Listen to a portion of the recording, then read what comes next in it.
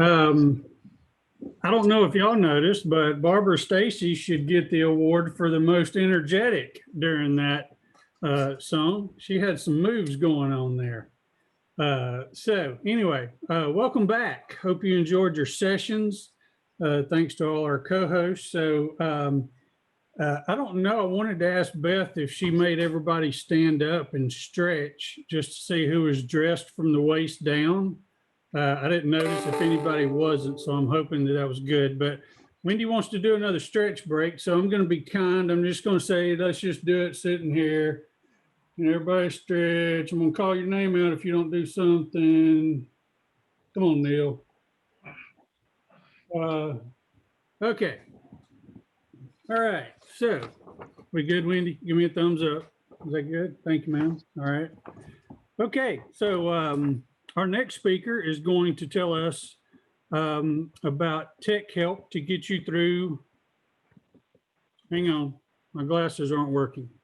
So our next speaker is going to get us help you get through today while also planning for tomorrow. With more than 35 years of experience in nonprofit, higher education, and association communities, TOBIN CONLEY has considerable knowledge of the administrative practices and information technology processes of the nonprofit sector. Mr. TOBIN supports Dell Core clients in a variety of areas, ranging from strategic technology planning and IT staffing and structure to systems selection in digital product portfolio development. Okay, I'm impressed already in all those big words. Geez Louise. A member of the American Society of Association Executives, Mr. Conley has earned the coveted CAE, Certified Association Executive, designation in recognition of his knowledge and involvement in the association community. He holds a BA degree in political philosophy from Michigan State University, as well as an MA degree in history and an MLS from the University of Maryland. Good Lord at all the initials behind his name. So without any further ado, Mr. Conley, take it away. Thanks, Joel. And I want to say thank you to Wendy and the team at GSAE for having me today. Can you all see the screen, the opening slide? Mine, by the way, is going to be relatively boring compared to Beth's. She's a tough act to follow, obviously. But what I'm hoping to do during the next 40 or 45 minutes is engage you all in some thought-provoking discussion, some dialogue. If folks do have questions, I encourage you to pipe up, take off your mute, and ask them, because really I have found in my time with associations that it's the exchange of ideas that really lead to the best learning. And if there were things that you talked about or ideas you shared in the quickfire sessions, please feel free to reference them and share them with the larger group, because I know that those were smaller breakout groups. So can folks see it all good? So really what we're looking at is how to get through today. And that's sometimes more than half the challenge. And you also have to be ready for tomorrow. So how are you going to do that? Well, let's start with where we are today. And where we are today is not necessarily a great place. Obviously, you know, you guys have heard this to death. With all of the disruptions in our life, whether it's having to look after homeschooling for kids, looking after your job from home, trying to stay productive, trying to stay focused, as Beth had mentioned, concern and worry about the economic impact of what's going to happen, the fact that you just can't go out and have a beer every time you want to, Mike, you know, that's got to be killing you. It's killing me, I tell you. Add to that the civil unrest, the partisan politics, the uncertainty in the elections, increased cybercrime, as Beth had mentioned. All of this, you know, it breeds uncertainty, and certainty in turn creates fear, fear creates panic, and everybody's quite frankly on edge. So what are you going to do? Well, I thought we would focus on 3 areas that are very important, because you got to make it through today to get to tomorrow. But you also have to have that longer range view in mind. So really, I'm thinking it's about ability. And that's one thing we really need to focus on these days, is being able. You know, everybody focuses on all the things they can't do. Let's focus on the things that you can. And let's also see how technology can help enable you to do that. First, it's the ability to work remotely. Everybody had to pivot and change to the work from home movement. Some were more ready than others. But most importantly, what you want to do is to be able to do so safely. And that's both in terms of health as well as securely and effectively. You still need to meet the needs of your members. You need to, as Beth said again, communicate, connect with them, make them feel appreciated, deliver the goods, and lead. You've got to give them leadership by example. And using technology can help you do that. Finally, by the way, I often say not-for-profit does not mean no profit.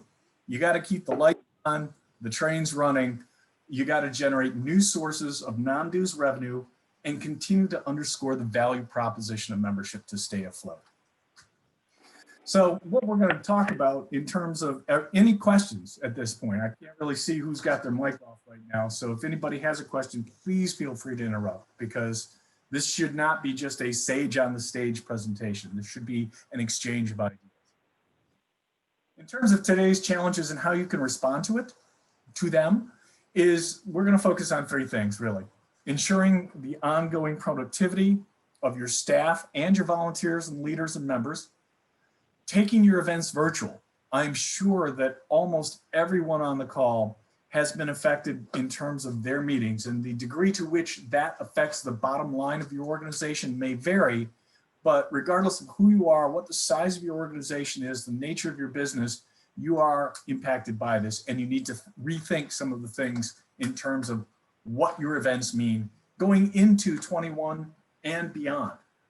And finally, I want to try and unleash some discussion about new models and new revenue streams. Again, people often say, oh my God, we're limited by this COVID, we've got to stay home. Well, think about it this way. You are now open to possibility. And there are lots of opportunities that we've seen associations take and a little bit of experimentation. So I think that that's a good thing to explore a bit more. So let's talk about the digital workplace, and beyond the hype of this, really, it's a question of being able to do the job effectively from wherever you are. And like I said, a lot of people have started this. I don't know how many folks are on Microsoft Teams or Office 365. We're using Zoom right now. We all became Zoom experts, so to speak, overnight. But the key is to proceed with intentionality, to, as Beth said, intent is very important. What is it that we're trying to do? What do we need to get done during the day, and how can we best do it? I'm going to repeat a theme throughout this presentation, and I think it's important. We should beware the bright, shiny object.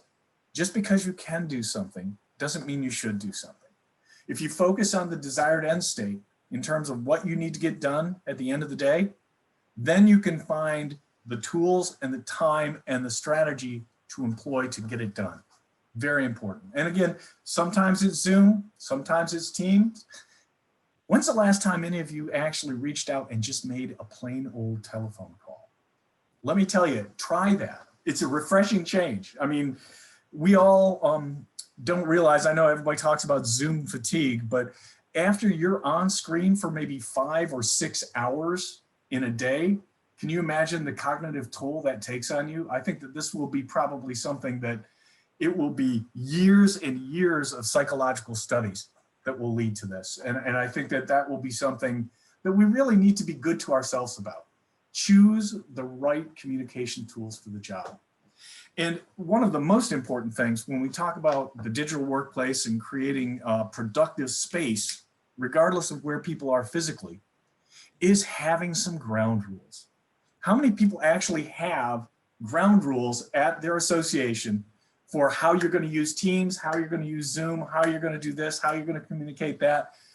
Because the tools themselves are great, but the tools don't make the rules. And even if you have some very basic rules, you need to employ them and allow people to be creative, but at least give them some guardrails. That's the important thing in that regard. Any questions, anything, what are people struggling with right now in terms of the digital workplace? Are people embracing this whole new thing? I mean, we haven't got much choice. How do people feel about it? I want to get some feedback to make sure that people are still out there and still listening. Zoom fatigue. Yes. Yes. Does anybody have any helpful comments in terms of what they do to fight that? I mean, obviously, there are lots of fun things and silly things that you can do with Zoom backgrounds and the like, but really, what is it other than taking time to unplug? Does anybody like take a walk in the middle of the day? These are things that are not necessarily directly involved with technology, but they can enhance and increase your productivity and your use of the tools remarkably. So just think of some simple things like that. That's really important. Let's switch and talk a little bit about virtual events. How many people have taken their events virtual? Let's see a show of hands of folks. Come on now. Okay, good. Experiences, good, bad, and different. Something shocking you learned. I mean, how many people just put that 2 or 3 day conference and shoved it online in a series of Zoom meetings? Because like you can't do that. I mean, people have realized that you are offered actually an opportunity here because you are perforce unbound from time and place. So just because you always did it in 2 days, I know tradition is a strong force in associations, as it is with many organizations, but the fact that you could now do it over time and in smaller bites, that focuses back on that whole give the people what they want in ways that they can consume it. That's the critical thing. Has anybody done any work in terms of spacing out their meetings, or in terms of basically taking them and drawing them out over time, or including a broader audience? Anything? Yes, Damien, give me an example. Talk to me about what works. We took a normal meeting that was 2.5 days or so, spread it out over about 4 or 5 days within the same week, and also shifted the time, the start and end time. The thinking being we wanted to give people their mornings to work and then give us their afternoons. That was not successful. What we should have done is say, you're going to do it on our time and just get away from your office for this amount of time. I don't know that it mattered what time we did it. They still would have been bifurcated mentally. Yeah, thank you. That you run the risk actually in terms of people multitasking. And that can be a big threat because we're all under so much pressure these days and need to do so many different things at once. The question is how can you get it all done? And it's very important that you try and get that focus, even if it's for a brief time. Think about this, less is more. And we found this with some folks who have extended their reach to new geographic locations. I know you all may be focused largely in Georgia, but you may be able to get to places you couldn't get to before because people now are doing things virtually. In terms of the minimum viable product, has anybody ever heard the term MVP, minimal viable product? I mean, really, it's a question of less is more.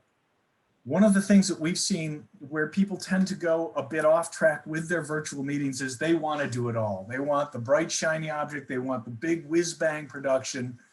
But really, if you focus on the 2 or 3 things that people need and stay on that, that's really important. And in fact, actually, just looking at some of the things in the chat too, expectation setting and management is key. Letting people know what the experience is going to be like, maybe even giving them a foretaste of it. It whets their appetite for it, and it's a good thing. And by the way, kudos to Wendy and GSAE for doing this in 2 parts. They could have jammed it all together. It could have been all day today. I'm glad it's not, and I bet you are too. But we really need to tell people you need first to listen. And there are various ways that you can get this input. You can do focus groups, you can do surveys, quick polls, etc. But find out what they want. I mean, obviously, in many cases, it's the human touch, it's the networking. And probably the other thing that we've seen most often is the need for business partners, sponsors, exhibitors, and the like to find a place. And yes, the comment from Aaron, fail fast. Absolutely. You are given, to some degree in this environment, a get out of jail free card. And that only lasts for so long because people, I mean, who among us have become much more sophisticated users of Zoom and much more discerning audiences since we were in, say, March or April? You know, I see the nods, you know, I mean, people like, think about it. It's like our tolerance levels, you know, they're going down. So you got to make sure that you can at least deliver on the promises you make, even if they're more modest promises. Very important. And where that is the devil's in the details. And under this, where I say follow through, there are a handful of things that you got to do in terms of the nuts and bolts, and that's train your speakers. Not everybody, you can be the best subject matter expert in the world, but you don't know. I mean, it's one thing to be the sage on the stage, to be there and sit there in front of the podium and pontificate, as I often did, but it's a totally different thing when you're staring at a screen full of folks and you're alone in your dining room. So make sure your speakers are trained. One of the things that we found is enormously helpful is to pre-record sessions, because then you can edit them. You don't quite have the full spontaneity of it, but you can actually make people feel much more at ease. And that's an important thing. You want your speakers to be calm, confident, and compelling. And that will work the best. Can I ask a question on that last part? Mike, I was hoping. Pre-recorded sessions, and so I've seen some where it feels very canned, having a pre-recorded session. Do you have any tips and tricks on how to make that feel like it's a natural flow of the meeting? I do, and sometimes depending on the budget and depending on the nature of the presentation, some associations will pay for production help. And again, you must allocate those resources accordingly. And I don't know if any of you went to the ASAE annual, but like some of those, I would have sworn they were live. I really would have. I was waiting for them. I was going to say, but wait. But it's true. I think that the last thing you want is someone looking like this. Bueller, anyone? You don't want that. Now, it doesn't mean that you have to be down. No, what you need is somebody who's going to engage the audience. And sometimes that takes a production team to really make it smooth. Some people have done that actually with their plenary sessions. And intentionally, again, with some of the breakouts, have them be a little more rough and a little more sort of spontaneous, because then you can tell the difference. And people appreciate each for what it is. And that's really important. And that really draws me back to that first bullet. For God's sake, people, if there's nothing else with your virtual meetings, start with a plan. You may not have a finished plan, but at least start with strategy. So many people back into it and say, well, I've got this tool, and this tool is going to automatically do it for me. That is not going to happen. That's where people have failed. And, and sometimes that happens. And as was said, fail fast and learn from it. And that really gets me back down to testing your platforms, collecting data. When you're going out to look for various platforms, think about the questions you want to ask. And we'll talk a little bit about data governance in a minute, but think about what it is you want to know after your meeting before you even start planning your meeting. Because then you can start collecting the data, or making plans to collect the data, and use that to feed back in to improve the process for your next one. Because I got to tell you, folks, I don't mean to sound like Chicken Little, but I don't think we're coming back to face anytime soon, all too soon. And even hybrid models can be challenging. The biggest knock on the hybrid thing for some folks is that you've basically got to put on 2 meetings, and you've got to make sure that people in each of those meetings feel included. And that can be a huge, huge challenge. So, although I will say one thing, and this could really work for you all, is because even in the age of COVID, when you've got small gatherings capped at maybe 8 to 10 people, the idea of satellite akin to a watch party, that has actually worked. Has anybody tried that in this crowd? Because I've had a few people who's just really knocked it out of the park with that. Because then you can, at least you get that face-to-face, but then you're also communing with the larger group. Any experience on that? I see, Terry, you're nodding. Good stuff. Excellent. Any questions? What are people struggling with most in their virtual meetings these days? Come on now, I know you're out there. I'm watching you. Okay, if you don't have questions about it or don't have input, I'll just keep rolling on. We'll talk about some other things. Hey, Tobin. Yes. Paula, go ahead and unmute yourself, because I know you've got a really large association that you represent. Yeah, thanks. No, I was just going to say networking has been our biggest challenge, trying to keep them, live, connected and in a way that's, meaningful. And that's our biggest reason to get together in person. And now I'm trying to find ways to make it, besides the Zoom platform, like how do we, especially if we're going to go hybrid, is what I'm trying to figure that out too. It's my biggest challenge. It can be tough. And the biggest thing that I think folks miss is that random hallway encounter. You know what I mean? Where you're just basically, it's like, God, Wendy, I haven't seen you in an age. Good to see you, you know, blah, blah, blah. We start talking about things that matter. Is very important. And it is something that people miss both physically and psychologically. And so there are a number of different things. I mean, creative approaches can be anything. And again, some of these won't work for some of you, but others may find them intriguing. They had a virtual bus ride. You know how you used to, okay, if you go to a big meeting, you get on the bus to go to a venue for like an opening night thing. And you never know really who you're going to sit with unless you're with a big crowd to start. Well, they had a virtual bus ride where basically you end up sitting next to a stranger and engaging in discussion, which I thought was a little hokey at first, but actually once it started, it's no different from being on the bus. There are software applications that allow breakout rooms spontaneously. So say if I wanted to talk to Damien, I'd say, hey, Damien, let me ping you on the platform and let's set up a room. Or you could set up a room around, say, spontaneous discussion matters and hot topics. That's another thing that really can get people. It's the key to this is trying to blend in enough spontaneity with enough framework so that people aren't so confused and so, you know, and I have to say, I have mixed feelings about avatars. Sometimes they're just too distractive. Sometimes they can actually put you in a physical place and time so you can move around and it's okay. So it really depends on getting the feel of your audience to find out what your folks want and need. And that's important. It really is. So any questions before I move on to the next slide? I appreciate, you know, again, remember, it's always important for folks to ask and share because we feel that that's the best way we all learn. We learn from each other. Hey, Tobin. Yes. I have just an idea that I am stealing from ISAE. They did a really, this goes along the lines of the networking idea in question.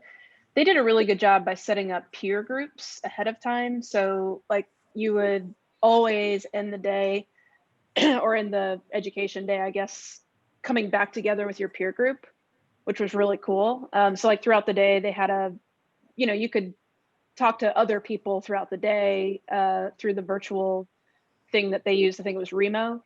But then at the end of the day, you always came back with your like safety group, right? And they did theirs over the course of 2 or 3 days. So then by the end of that 3rd day, you really had like meaningful relationships with these people that I didn't know going into the event. And that was a really cool thing that I hadn't seen.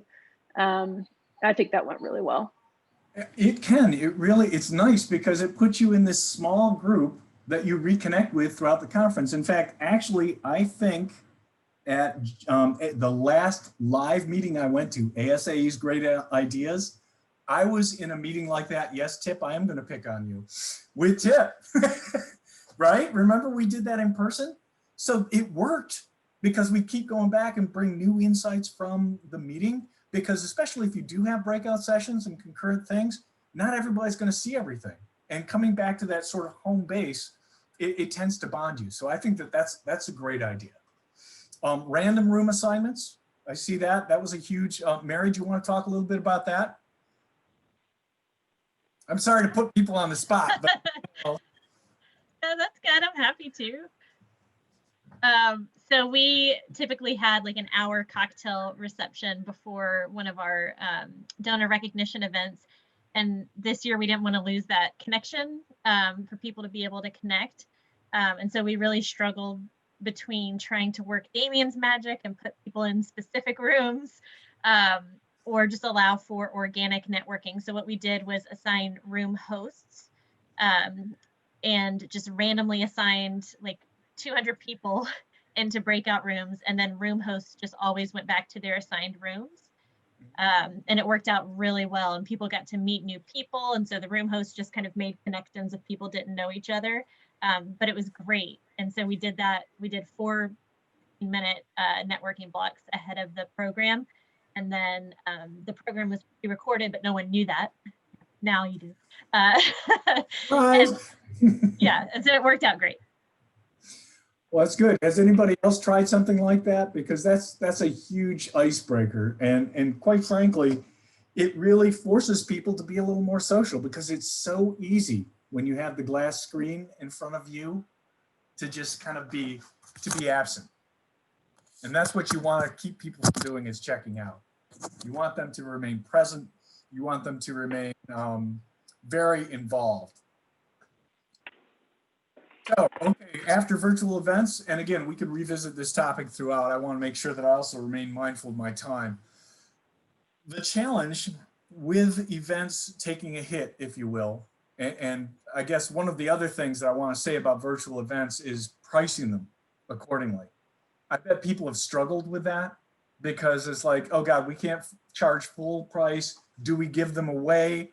The only word of caution I would say is that it's very difficult among the associations that we have seen who have gone to a free model to climb back out of that hole, because in a way they've basically kind of inadvertently devalued their content in the minds of the participants. It's like, well, free, why am I ever going to pay for it again?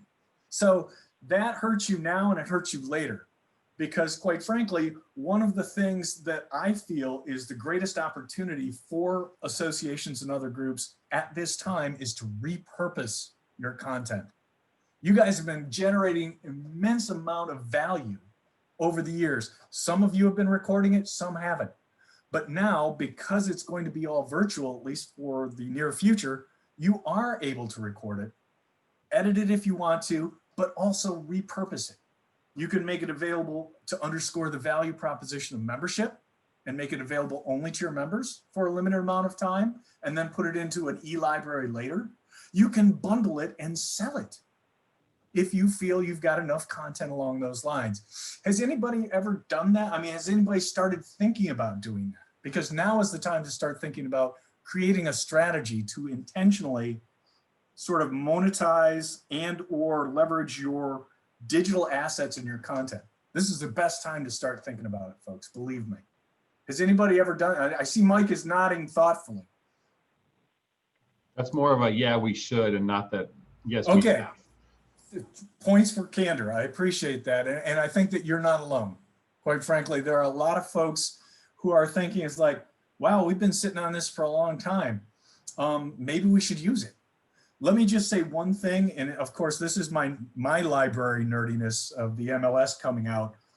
One of the first precursors you might want to start thinking of, if you have not already, is setting up a content taxonomy. I mean, how many folks have a content taxonomy, a strong taxonomy, an organization? There you go, Mary Beth. Good for you. Be proud. That's right. So how are you? Let me see now. No good deed goes unpunished. Mary Beth, how are you using that? Are you guys able to say, okay, you know, this is like that? You're relating content to content on your website. Are you bundling things in terms of offerings? What are you doing? Actually, we're doing both. We were browbeaten by our tech leaders wisely into that evil word of taxonomy, and it's paying off like major now in the bundling aspect, because our members are busy making lots of important paper during the pandemic and they need the bundled content. Well, I couldn't have said it better myself, although the browbeating part I'm kind of worried about, but otherwise, but it's like good. It's good. You know, it's like eating your vegetables. It really is something that it builds the foundation. I mean, and really, if you think about that and you combine where the secret sauce is when you've got a strong taxonomy and a good way to mine your data, you can put things together in a way that really makes the magic happen. And that, I mean, in the best case scenario, you're not only meeting your members' needs, you're satisfying needs that they haven't even fully articulated yet. You're staying ahead of them. That's the whole thing about using technology to lead. So, I mean, do many of you folks have digital libraries on your websites? I mean, are you regularly, I see Mary Beth, you're nodding, this is good. Are other folks adding to their content streams and making sure that they have this stuff available? Yes, okay, Reagan, you're nodding, good, good, good. It's really important. I mean, and let me just say this, whether it's things in your digital products portfolio, things on your website, content of any type, don't be afraid to pull the plug. This is I think the problem that has been a perennial one with associations for years and years and years. People labor under the sort of misconception that storage is cheap. Let's just put it all up there undifferentiated. And that just makes for a bigger haystack. That makes it harder to find the good stuff. And people have their little hobby horses and say, yeah, but what if somebody looks at this? Look at your data analytics. Find out if anybody's actually opened that page in the last 5 years or consumed that content. It'll tell you whether or not it needs to stay up there. Or conversely, if you've got a pilot program, and this gets to the intentionality and the sort of communication aspect, be sure that you position things as pilots, because then you can hit the kill switch. I'm sure that you all over the years may have heard the sacred zombie cow reference in terms of a pet program that has just never gone away and ends up sapping the energy of the staff. And really it's sort of there as a blight on the association. Believe me, trim the dead wood. This is a great time to do it and really focus on value. That's a critical aspect of this. Tobin, I think Yes. Aaron Hall had a question around that monetization and digitizing. Aaron, was that the segment you wanted to talk about? Yeah, it's so weird when it says the host has spotlighted you. That's very strange Yeah, for anybody well, who, you know, who wishes to I'm speak. not the creepy hugger here, Aaron. No, that's all Damien. He's got the corner on that market. So yeah, one thing that, you know, we have a few at MemberClicks, a few solutions that encourage people to try monetizing post-event or whatever. But one thing that we've run into that we don't necessarily have the expertise on quite yet is pricing. So I know this can be a completely different 2-hour discussion, but I am curious on your thoughts about how people can try to find that sweet spot of valuing their content enough to price aggressively, but also like not undercutting the value of it by pricing too low. Exactly, and I'm going to hit you with a term, and if I'm a little bit more talented in multitasking, I will get you a link before this is all over. The Van Westendorp model. I know it sounds like I just made that up, but it's true. Van Westendorp, and somebody's got to be Googling that as we speak, but that actually shows the sweet spot, or at least the range between expectations, perceived value, and what you're looking for in return. Now that's just one, but it's one of the most successful models used out there. The thing is once you start opening that box and you look at pricing models, find one that works for you. It may be Van Westendorp, but maybe, has anybody found it, by the way? Just to prove I'm not making it up. Tip's nodding. Thank you for bailing me out once again, Tim. But it's important that you, I mean, rough rule of thumb, we have found people being successful with anywhere from 40% to 60% of what their full pricing model is. However, it really depends on your audience and what they can bear and what they're going through right now. One of the other beautiful things, and I know that sometimes the database administrators or the meeting registrations people balk at this, but you can start cutting deals. I mean, one of the best things is like, okay, Tobin, it would cost you $100 to go. But what we're going to do is charge you $75 and bring a friend, because then suddenly you've got another engagement point. You've just deepened and broadened your perspective reach. And that's something that people can do. Has anybody engaged in that? Have anybody, you know, set up special deals for their virtual meetings? Reagan's like, oh yes, I did. Did it work for you? That's my question. Yeah, we've given ourselves permission to be much more flexible on a one-off basis with people, recognizing that many of our members are in very challenging financial situations, and but we still need their engagement, and they still need our content. So Exactly. We've just kind of, like I said, just giving ourselves permission to do things that we wouldn't have done in the past. And I think it's working well. I think you're absolutely right. This is getting back to that whole empowering staff to be creative, because unusual times call for unusual solutions. So try something different. Don't be afraid to fail. That's the thing. I mean, as long as you frame it as like, hey, we're going to try something. You know, it may work, it may not. You may hit it out of the park. You may fail abysmally, but at least you're trying. And people really do appreciate that these days. Anything else that folks want to talk about? Because believe me, we have a whole practice on virtual event technology strategy, a lot goes into it. It does not make its own sauce.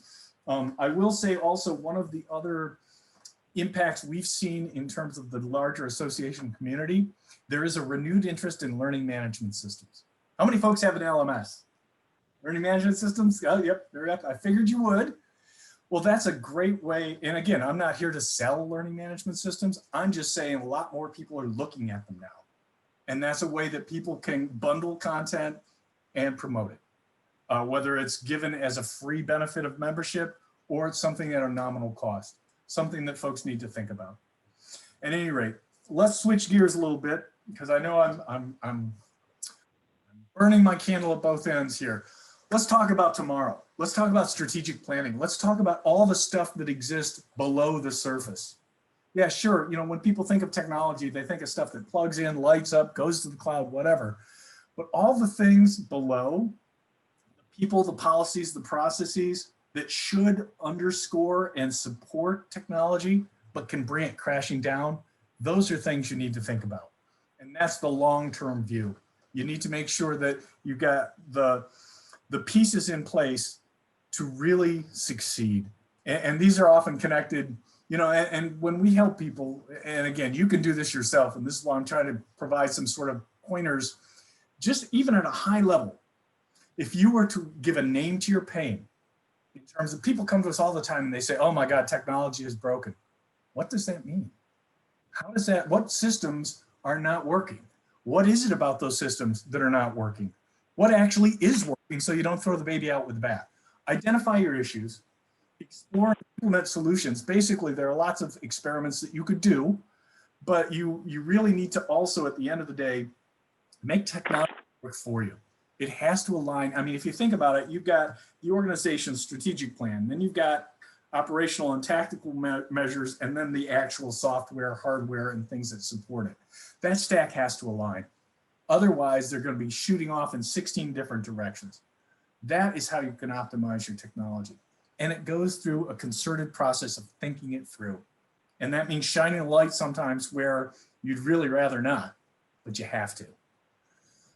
The way we look at it is that technology can either be holding you back, it can be restrictive, your use of technology, I should say. It's not, I don't mean to demonize the programs. Often it's, you know, if I'm using the wrong end of the hammer, that's not the hammer's fault. Sometimes the hammer's a bad hammer, granted, but you got to know how to use it as well. So if it's holding you back, it's restrictive. If you're just making it, if it's kind of held together with baling wax and a ball of string, that's functional. That's where we see a lot of things. They say, well, you know, it's not perfect, but it gets us through. If it's effective, it's hitting on all cylinders. And I'll be honest with you, the innovative ranking is largely aspirational. It's a goal. It's something that you really, again, it's that you're looking to anticipate the needs of your members. It's something to strive for in your use of technology.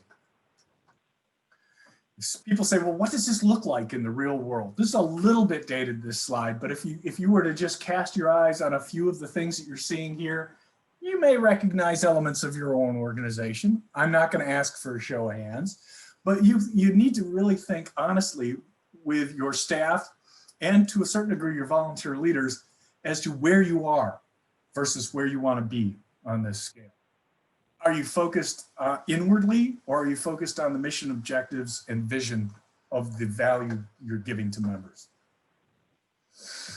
This usually breaks down, even though everything's connected, breaks down into 4 general areas. You've got, like I said, the infrastructure, that's the solid foundational piece, the stuff without which you cannot run a business. Your servers, whether they're in the cloud or on premise, your security, your switches and things like that, your data. And remember, data is not just the stuff that's in your association management system, it's in your financial management system, possibly your learning management system, it's on your website, all sorts of data that you hold the keys to. Digital is often very important and overlooked. And it's not, again, just the website, it's your social use of social media, it's your mobile use, it's how people see you. And it's more important now than ever because you're not seeing people in person that often. And then finally, like I said, that human aspect, the management, policies, procedures, etc. I'll burn through a few of these. You know, clearly, this is the stuff that you've got to start with, and you've got to be very cognizant of security. If you think about in three sort of different legs to a stool, you have to balance security, access, and privacy. These are three overwhelming concerns. Security is first, because if you get hacked, nobody wants to be the one on the news. Trust me, you don't. So again, I'll reiterate Beth's call for strong passwords. I did keep eye contact with her, by the way, so I was very proud of that. Multi-factor authentication. How many people have multi-factor authentication or two-factor authentication with their key applications? Yes, Joel, good. Others, maybe, maybe not. That's something we're going to be looking at. In fact, about a year or two ago, I wrote a blog post about how I came to love it. I hated it. It was a big pain. Let me just tell you, I have to get out my phone and I have to get a code in, and it's like, can't be bothered. But I'll tell you what, now I would not live without it for key applications. So look into multi-factor authentication. This is not a technology, but it's actually a concept, the principle of least privilege. It's sort of like not being on the short list of suspects in terms of if you have a critical application or a critical security position or rights that you need, think about being as restrictive as possible and only giving it to the people who absolutely need it. Because you don't want to have 16 people on the list of suspects. It's like, who let the dogs out? Well, it could have been any of these folks. Was that a question? Nina, was that a question? No, you were just stretching. Okay, I just wanted to make sure. You look like you were eager. But yeah, I mean, obviously you got to have your backups and test them. How many people have backups and know that they're tested regularly? That's a huge thing. Huge, because you don't want that test to be when you're looking for that must-have document for the board. Very important. And finally, end user training. This is the greatest stuff. I'm not hawking KnowBe4, but they are one of the best out there in terms of this outfit sends you fake emails. They send you phishing emails so that you can learn not to get burned by the people who really want to separate you from your money. I mean, I don't know if anybody's fallen prey to a ransomware attack or any sort of Trojan horse or worm or any of those things, but believe me, you'd rather be on the know beforehand, and that's where they get their names. So a few things about that. Let's talk about data. And I know I'm starting to burn and churn a little bit more because I know I'm running out of time. It is the currency of the 21st century. Really, we're sitting on, like I said, a gold mine of stuff that we don't even know about, much of it. And by the way, you know, if you look at that second bullet, the CRPA is something that just passed in California. Of course, California is a bellwether. There's the SHIELD Act in New York. What used to be the CCPA, the California Consumer Privacy Act, is now the Records Privacy Act, the CRPA, or what they call Prop 24. Things are going to get more and more restrictive in terms of what you can and cannot do with the data of your constituents. So at least remain mindful of it and keep that in mind when you're designing your systems. Really important. Data governance. Okay, you know, people say, oh, data governance, how boring. Boring, boring, boring. But really, if you distill it, it's really important because how many people keep data around, even if they only get 1 in 20 people who answer the question? You know, it's like, why have it? Why ask? Like I said, it's the currency of the 21st century. I will give you data, my data, if I'm going to get something for it. So if you think about it, again, with intentionality, what are the answers we're looking for? And why do we want to have those answers? What are the data elements we need to get those answers? Where are we? Do we even have them? You know, are we collecting this data? Or are we just guessing? Are we going with our guts? And finally, where do they live and how can we meaningfully combine them to answer back to the questions that we need answered? I don't know how many people, but this is the basic building blocks in terms of how you're able to become a more data-driven organization. And it's huge. It is huge. Digital, like I say, sometimes the first and possibly even the only face of the association, includes all these things. There's a lovely GSAE site. Wendy, hats off to you. Well done. The bottom line here is user experience. You know, I mean, again, so many people make websites to reflect the inner workings of their association. And this is, I'm going to go on a 2-second rant about silos. Just because we have this department, that department, doesn't mean that's how your site has to be organized. Think about it from the user's perspective. That will improve your user experience and your user interface. Those are the UX and UI. and it will lead to a frictionless user journey. If you think about what is it that we want people to do, it's probably what they want to do. We want, get in, get what you need, get out, and maybe on the way there, because of taxonomy, because Mary Beth and her team did their homework, they may also find something that they also didn't know they needed, but then need. So it's really important to think about what it is, what's in it for me is something you should always be thinking of. Of course, the management piece of it, it's all about the people. And it's important to realize that technology doesn't happen in a vacuum. If you're thinking about, there are two key sort of roles, if you would, in an association for technology assessment and evaluation. One is the business analyst. This is the person who says, okay, why? Why do you do that? Why do you do that? A lot of times people will say, well, we did that because Jim did that. It's like, I don't see Jim on the org. Oh no, he left 5 years ago. The force of tradition could be very strong. You really need to get down to what is it we're looking to do and how are we asking the software to do it? Now on the flip side, and again, the business analyst ferrets out those answers to the questions, differentiating between things we kind of want and things we actually need. And they translate it into, if you will, vendorese, so that they in fact can help your team make an effective decision about what is the best software to help you. Typically what we like to do is use a triage and say what's mandatory, what's preferred, and what's optional. That helps break up, what is really important. Prioritization is critical in all of this. Here's a point, be open to business process change. Just because you've always done it that way doesn't mean that's the best way to do it. Again, focus on the desired end state and then work backwards to see how you can get there in the most efficient and effective manner. And finally, in terms of management of technology, this, it sounds like an MBA course type of thing, but the RACI matrix is huge.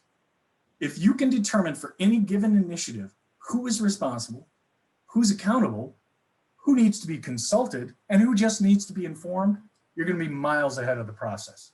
That's just a simple tool that you can use to your advantage. So, okay, you use all this to help set a course for the future. Again, you got to live through today. You got to plan so you're going to be around tomorrow and continue to succeed. Set priorities. Understand and articulate why those are the priorities. Take action. You've got to, just do it. That's the just do it. Measure your success. Make sure that you have reasonably well articulated and understood measures in place before you start out on your journey. And don't be afraid to course correct. You really, people get so hell-bent into a pattern that they're just charging off and right over the cliff. So it kind of reminds me of, this is what did one lemming say to the other lemming? Couldn't we go to the mountains this year? So, okay, that's as close as I'm getting humor in this.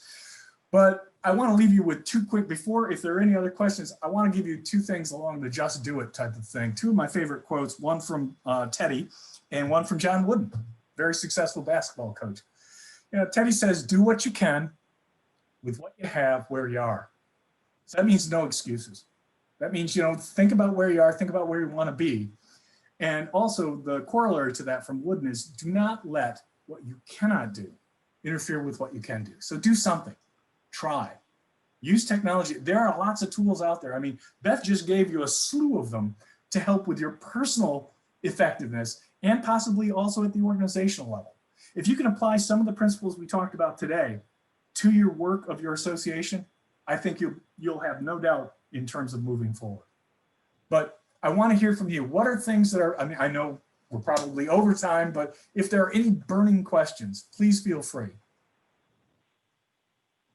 I hope this has been helpful. Again, I could talk all day. Fortunately for you, I am not going to, but I do have a passion about this stuff. And really, I'll just say this too, is I have a theory about the karmic wheel turning. And if I can help an association, and a real story here, actually, if I can help an association that helps speech pathologists do a better job and help people find speech pathologists, hey, guess what? Someday I may need one for my child. And if I know that they're doing the best they can do, I've done a good job. You can do well and you can do good at the same time. I know that's what you all are focused on with serving your members. Anything you can do to employ technology to further that aim, I think is a great thing. So if there are any other questions, feel free. You'll have my contact information. If anybody wants to reach out, this is not a speak now or forever hold your peace exercise, as I am prone to say is one of my Tobinisms. But I hope you've gotten something out of this. And thank you again, Wendy, to the GSAE team.